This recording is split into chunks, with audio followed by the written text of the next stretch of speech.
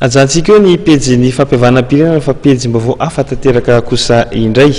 Androany no nentina nolanina teny anivon'ny anteny meram-pirenena ny volavolan-dalàna mitondra ny laharana 882/520 tamin'ny 20 martsa 2020 izay manova ny andalana sasasasany amin'ny lalàna 420 tsipika 820 momba ny fondrom-bahoaka paritra Itsinjaram-Pahefana ny fomba fifidianana ary ny fisian'ireo ratsa mangaiky.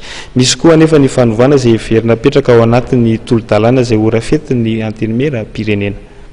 Androany no nentina nylaniana teo anivon'ny anteny meram-pirenena ny volavolan-dalàna mitondra ny laharana 882 tsipika 520 tamin'ny 20 martsa 2020 manova ny andalana sasasasany amin'ny lalàna 420 tsipika 820 momba ny vondrom-bahoaka paritra Itsinjaram-Pahefana ny fomba fifidianana ary ny fiasan'ireo ratsa mangaikany.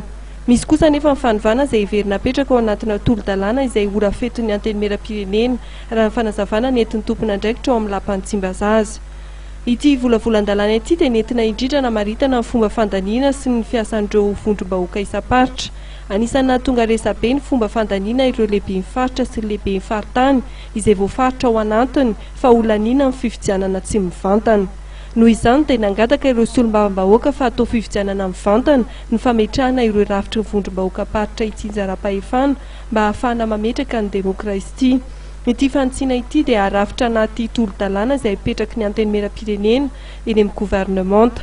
Manana iray volana ny gouvernemanta handinihana an'izany tolo-dalàna izany izay heverina rosa ny fivoriana ara-potoana ny anteny meram-pirenena ny volana Meo avy izao.